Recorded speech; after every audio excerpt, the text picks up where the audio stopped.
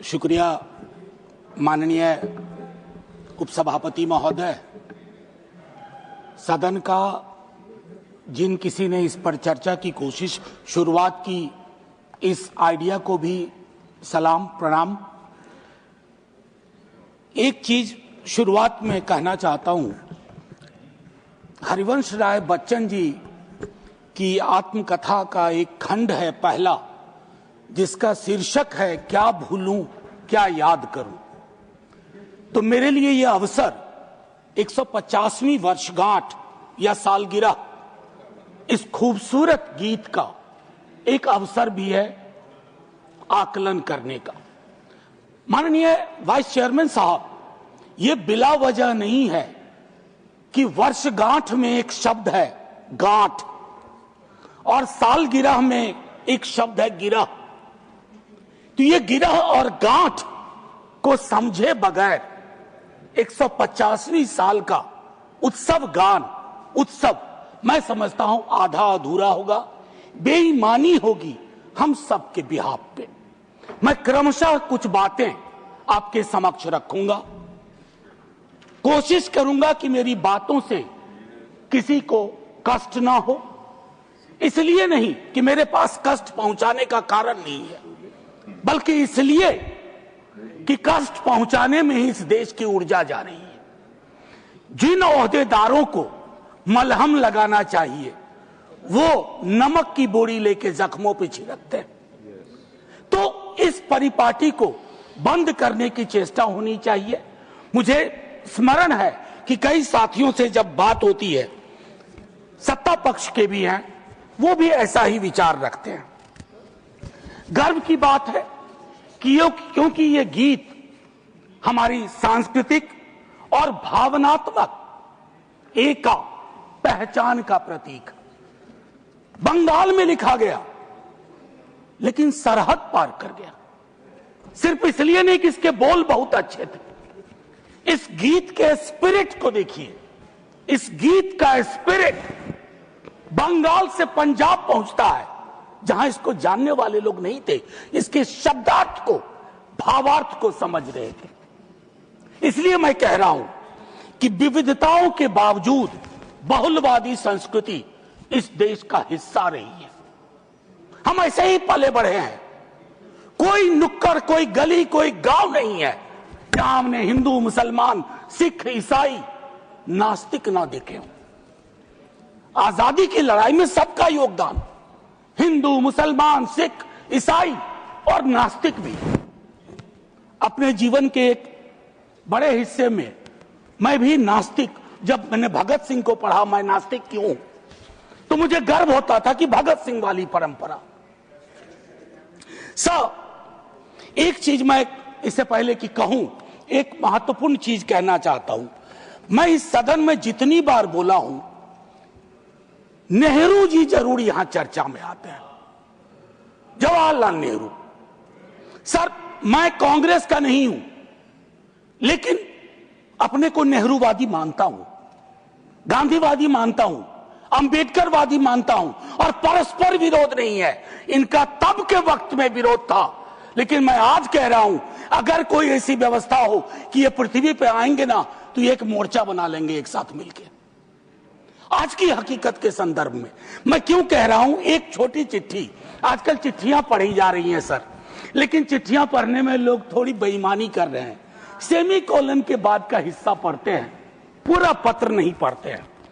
अमृता शेरगिल जी जवाहरलाल नेहरू जी को लिख रही हैं, यह है नवंबर 6, 1937।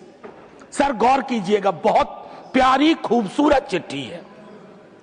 यह चिट्ठी कहती है, उनकी किताब मिली थी आत्मकथा। यह चिट्ठी कहती है, my dear Jawahar, as a rule I dislike biographies and autobiographies. They ring false, pomposity or exhibitionism. But I think I like yours. You are able to discard your hello. You are capable of saying, when I saw the sea for the first time, when others would say, when the sea saw me for the first time.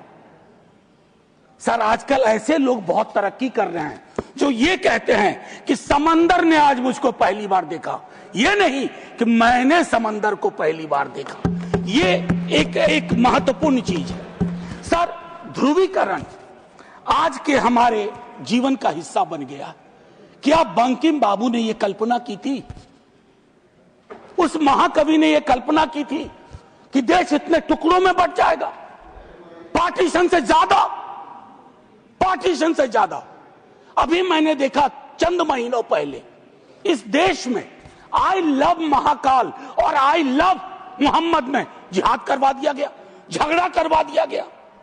I can love every God simultaneously, yet I want to remain in peace, in prosperity, seeking justice and getting it. ये रवायत क्यों खत्म हो रही है sir? ये निकेन प्रकारेण चुनाव जीत जाए, मैं बधाई देता हूं। चुनाव जीतना एक कला है, हो सकता है ये इस कला में आप निष्णात हो, लेकिन सर मैंने कहा तो मैं चोट नहीं पहुंचाऊंगा, लेकिन चुनाव जीत जाए और देश हार जाए, देश टुकड़ों में बंट जाए, गलियों गलियों में नफरत की फसल हो, ये कौन सा वंदे मातरम है? ये कौन सा वंदे मातरम है? मैं सिर्फ ये कहना चाहता हूं, चुनाव जीतने की कई पद्धतियां हैं। कुछ पब्लिक को पता है, कुछ अभी नहीं पता है, आने वाले दिनों में पता चल जाएगा, क्योंकि इस मुल्क में कोई सीक्रेट बहुत दिन छुपता नहीं है। लेकिन एक चीज जो सबके सामने उजागर है कि आप चुनाव के वक्त, चुनाव से पूर्व, चुनाव के दौरान आप किस प्रकार की जुबान बोल रहे हैं। सर मैं जानता हूं जब तमाम हमारे सीनियर साथी लोग, मंत्री लोग एक दिन तो पब्लिक लाइफ छोड़ के जाएंगे, मैं भी जाऊंगा छोड़ के सर, मैं भी छोड़ के जाऊंगा, लेकिन मूल्यांकन करूंगा मेरी बातों ने कितनों को चोट पहुंचाई है, कितने घर में दीवारें खड़ी कर दी, कितने गांव में तकसीम जैसे हालात कर दिए। मैं वंदे मातरम के माध्यम से कश्मीर पे बोलूंगा, शाम में मेरी ट्रोलिंग हो जाएगी, मैं नहीं बोलूं क्या? चुप हो जाऊं भय से, डर से? सर 1 मिनट का वक्त दीजिए, मैं ज्यादा वक्त, मेरे दूसरे स्पीकर हैं वो बोलेंगे, बस उसको 1 मिनट का वक्त दीजिए। मेरी बातें अधूरी रह गई हैं, लेकिन ऐसे अवसरों पर अक्सर होता है। सालगिरह जरूर मनाएं, गिरह का ध्यान रखें, वर्षगांठ जरूर मनाएं, गांठों का ध्यान रखें, और अगर वो न कर पाए तो इतना जरूर करें, इन महापुरुषों को, इनकी रचना को अपनी राजनीति का अवसर न बनाए, औजार न बनाए। और एक आखिरी टिप्पणी करूंगा, पहले भी कह चुका हूं सर, इस सदन में पक्ष विपक्ष दोनों तरफ महापुरुषों को याद करने वाले लोग हैं।